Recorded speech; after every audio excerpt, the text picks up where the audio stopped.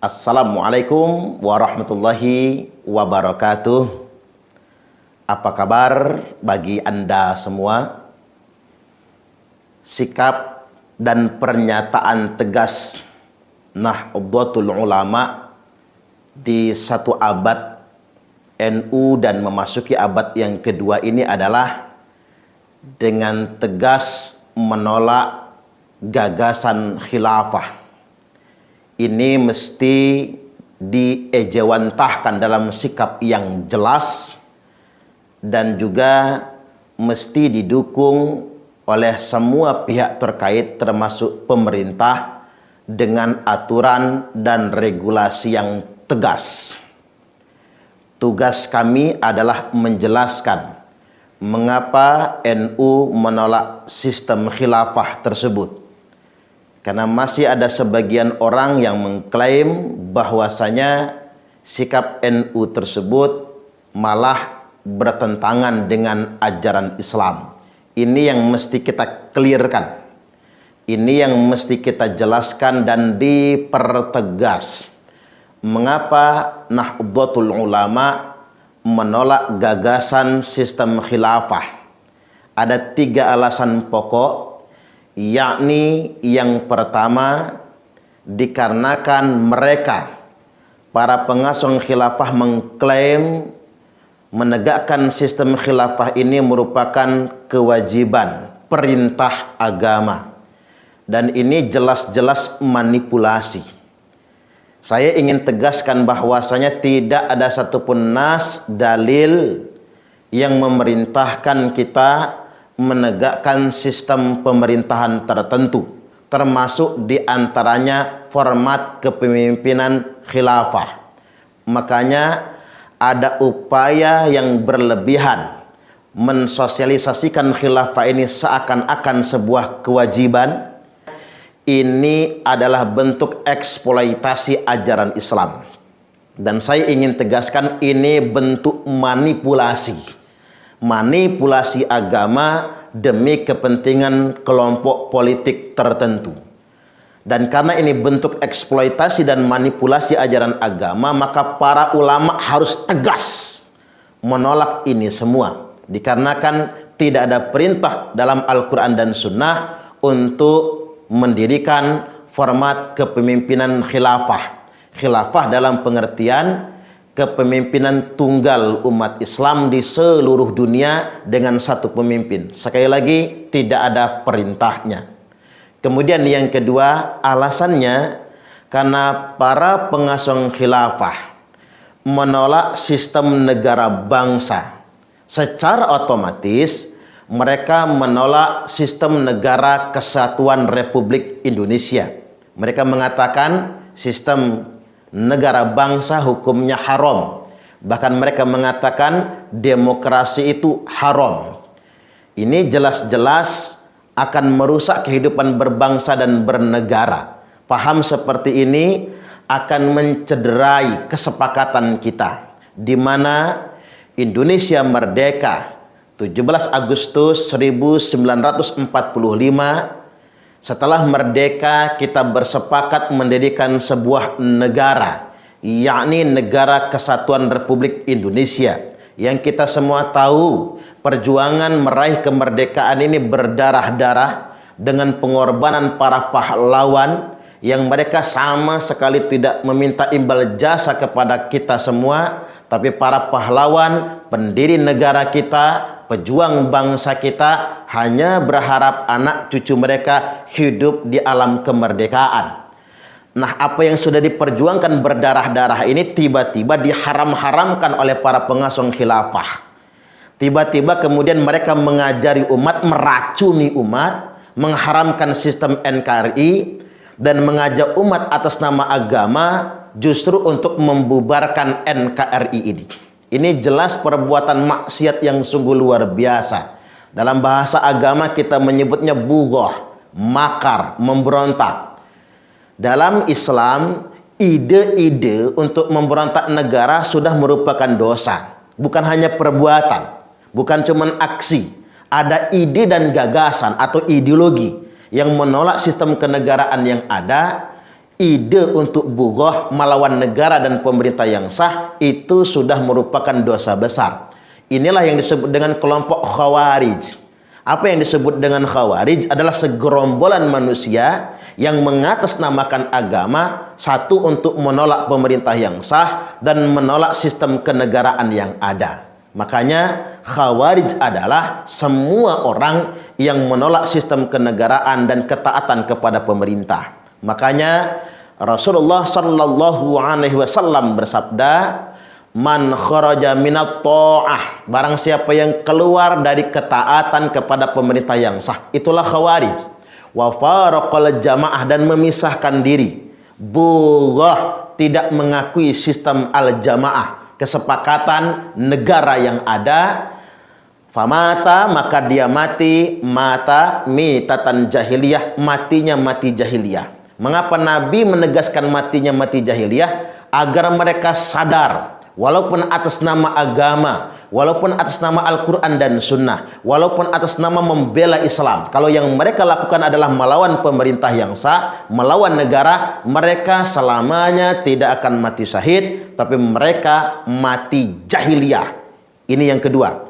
Alasan yang ketiga, mengapa kita menolak sistem khilafah dan para pengasong-pengasong khilafah di Republik ini, dikarenakan, catat ini penting sekali, semua kelompok pejuang khilafah menghalalkan, bahkan mewajibkan memberontak, pengambilan kekuasaan secara paksa. Ini semua, dimanapun mereka berada, di negara manapun, mereka menghalalkan, bahkan mewajibkan upaya paksa untuk mengambil alih kekuasaan, upaya paksa untuk makar. Ini potensi pemikiran dan ideologi yang sangat berbahaya sekali. Makanya kalau di Hizbut Tahrir itu ada istilah Thalabun Nusrah. Ya mirip-mirip lah, JINII. Kelompok-kelompok pengasong khilafah yang lainnya punya kecenderungan semacam Thalabun Nusrah. Apa itu? Mereka masuk ke posisi-posisi strategis, baik di politik, masuk di kekuasaan, mereka menjadi aparatur sipil negara, mereka menyusup ke TNI, menyusup ke Polri, menyusup ke BUMN, menjadi pejabat-pejabat publik, tapi mereka bersepakat akan satu misi. Kalau mereka sudah kuat, semua lini sudah mereka kuasai, uang mereka kuasai, ekonomi mereka kuasai, institusi militer mereka kuasai misalnya, institusi kepolisian mereka kuasai, pejabat-pejabat publik mereka kuasai, mereka bersepakat akan satu hal, pengambil alihan kekuasaan secara paksa. Inilah mengapa kita masih tegas dengan orang-orang yang katanya dalam tanda kutip ustadz, tapi punya ideologi khilafah. Yang kita sayangkan ketika masih ada BUMN, kemudian mengundang penceramah-penceramah yang ideologinya ideologi khilafah. Mereka tidak setia dengan negara kesatuan Republik Indonesia. Apalagi institusi negara mengundang penceramah-penceramah yang justru anti Pancasila, anti Undang-Undang Dasar 1945, anti sistem kenegaraan negara kesatuan Republik Indonesia, bahkan tidak menghargai Bhinneka Tunggal Ika. Mesti ada penegasan dari penyelenggara negara. BUMN nggak bisa main-main lagi. Mengapa kemudian mereka mengundang penceramah-penceramah yang justru mengasong khilafah, punya ideologi khilafah? Ada dua kemungkinan, mereka tidak tahu atau tidak mau tahu, atau kemungkinan yang kedua, mereka bagian dari kelompok tersebut. Karena ada istilah Thalabun Nusrah, yakni mereka masuk ke semua lini-lini sosial, lini-lini publik, berafiliasi dengan kelompok politik tertentu, bahkan menguasai pejabat-pejabat politik, pejabat publik dan lain sebagainya dengan satu tujuan, yakni ketika mereka sudah banyak menguasai segalanya, mereka berupaya mengambil kekuasaan secara paksa. Inilah tiga hal yang menjadi alasan kita harus tegas dengan kelompok-kelompok pengasong khilafah. Dan Nahdlatul Ulama telah menunjukkan sikap yang sangat tegas sekali Dikarenakan NU ingin menjaga kesepakatan kita, negara kesatuan Republik Indonesia,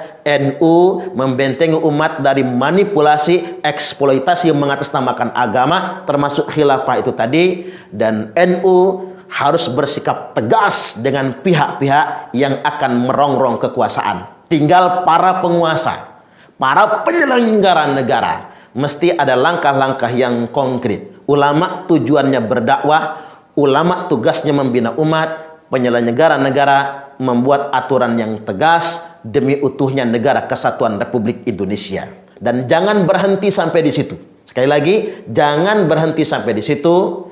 Bahwasanya ketika kita mampu menjaga keutuhan negara kita, maka negara kita akan terus maju dan bisa sejajar dengan negara-negara maju yang ada di dunia internasional. Dan ketika mereka menuduh kita menolak sistem khilafah, mereka tuduh anti-Islam, anti umat Islam. Sekali lagi, itu manipulasi. Sebetulnya provokator yang sesungguhnya adalah orang-orang yang mengatasnamakan agama, tapi diam-diam secara terus-menerus menolak sistem kenegaraan yang ada. Sedikit saja mereka berani nyelelek, apalagi kalau mereka banyak. Sampai di sini, gunakan akal sehat kita, nalar waras kita, dan hati nurani kita.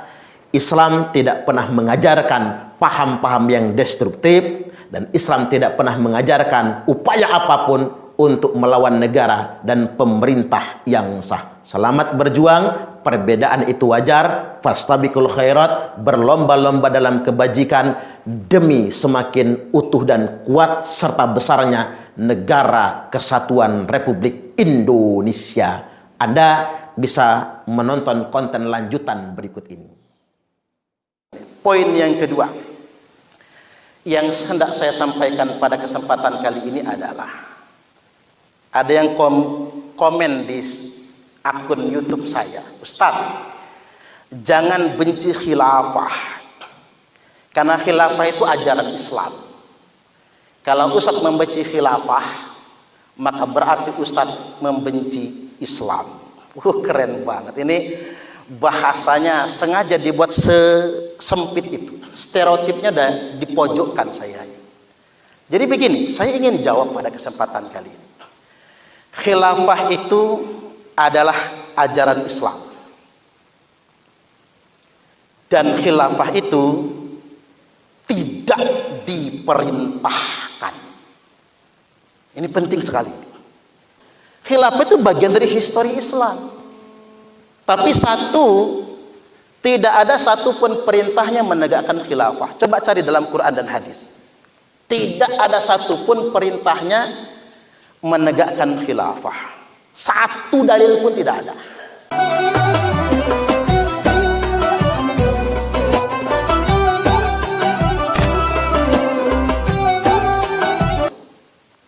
Tapi mendirikan khilafah tidak diperintahkan.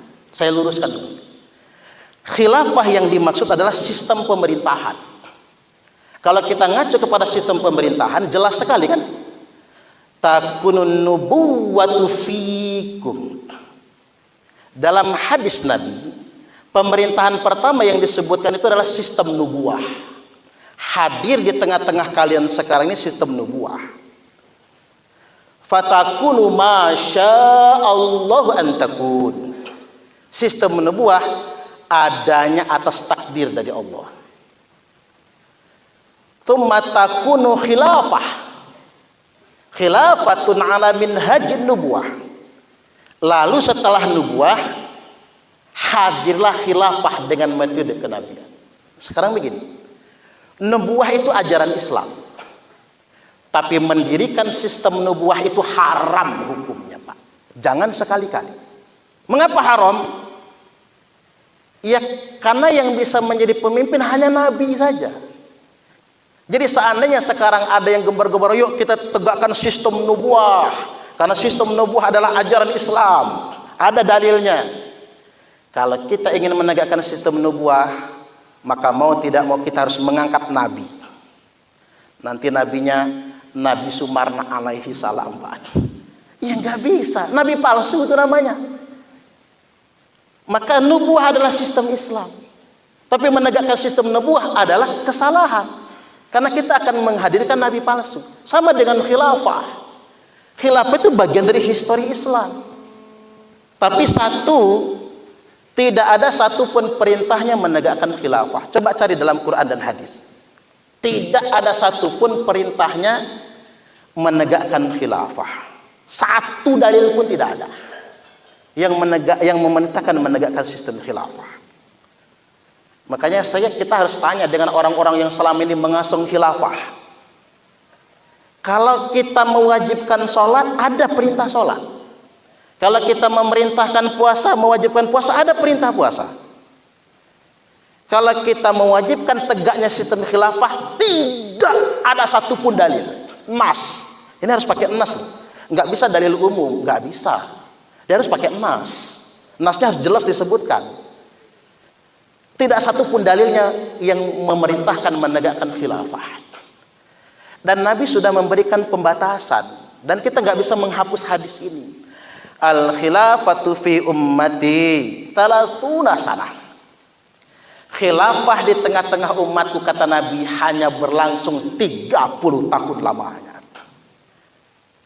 Thumma mulkun, habis itu kerajaan. Abu Bakar 2 tahun. Umar 10 tahun, 12. Utsman 12 tahun, 24. Ali 6 tahun, pas 30. 4 khalifah radhiyallahu anhum. Ini hadisnya harus kita hapus dulu kalau kita ingin menegakkan sistem khilafah sekarang. Harus kita hapuskan dulu. Hanya 30 tahun. Makanya tadi bisa terlarang ambisi menegakkan khilafah tersebut. Oke, kita kembali kepada akhirnya. Tsumma ya'udu khilafatan. Lalu akan kembali nanti sistem kekhilafahan. Kita mau urutkan, Pak. 1 nubuah. 2 khilafah ala minhaji nubuah. Tsumma yakunu mulkan abbon.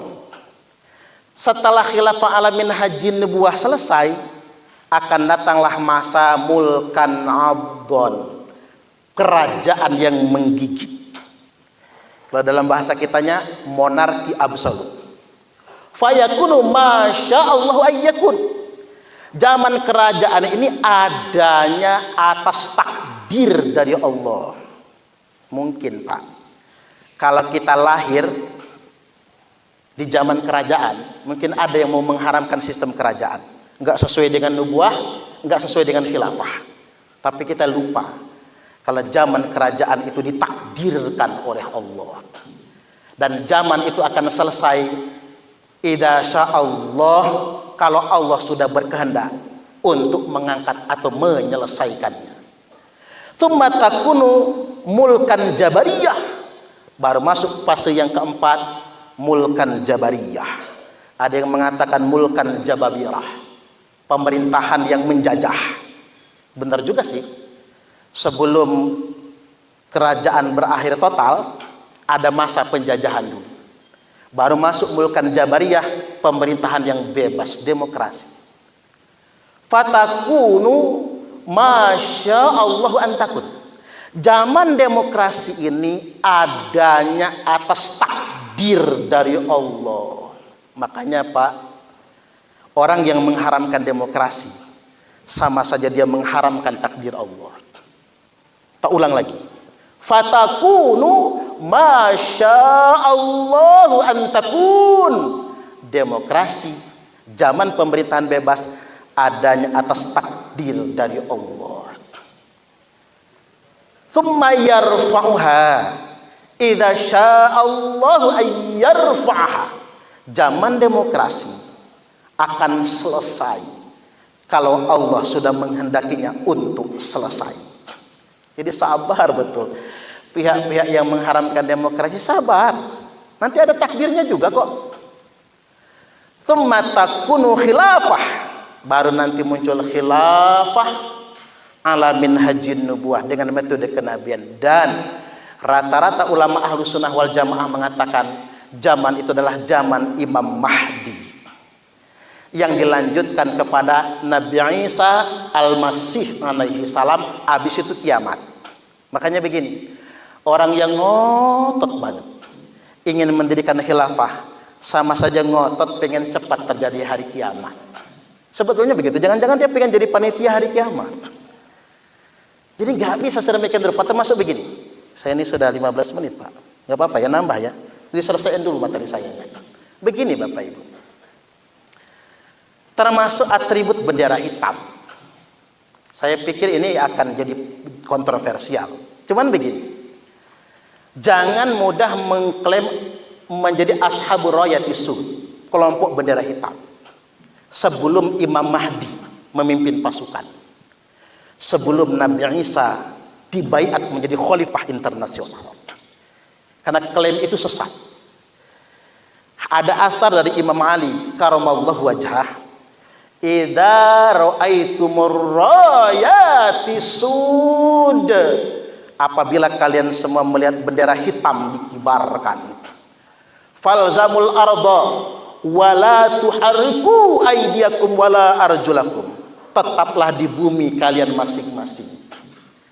Jangan gerakkan tangan kalian, jangan gerakkan kaki kalian, karena mereka itu kelompok bendera hitam palsu.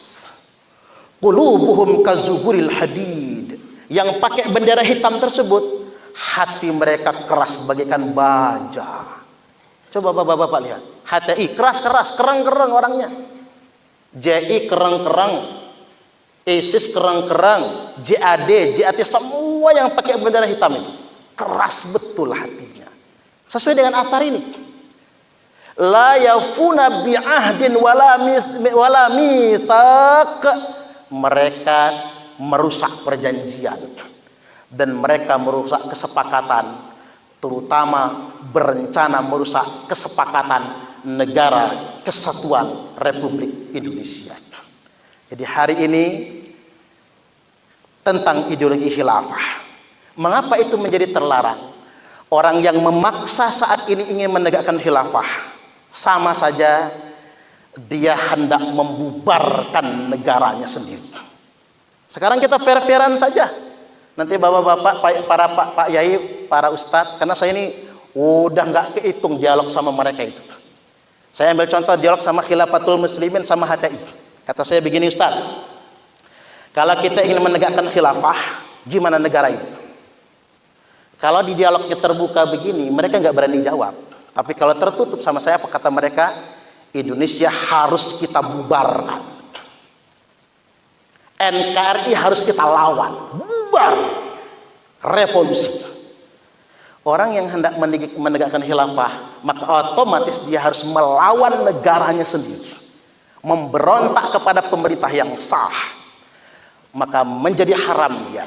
Karena masuk dalam sabda Nabi, man kharaja minat ta'ah wa faraqal jamaah, barang siapa yang keluar dari ketaatan kepada pemerintah yang sah, wa faraqal jamaah, dan dia bertekad memisahkan diri dari negara. Saya ulangi lagi, memisahkan diri dari negara. Famata, maka bila dia mati, mata mitatan jahiliyah, maka matinya mati jahiliyah. Ingat, walaupun jubahnya nyengser di tanah, walaupun dia teriak-teriak atas nama agama, ketika dia bertekad melawan negara, bertekad melawan pemerintah yang sah, lalu dia mati, matinya bukan mati syahid, tapi matinya mati jahiliyah. Mata mitatan jahiliyah, matinya mati jahiliyah. Baik, sedikit lagi. Selanjutnya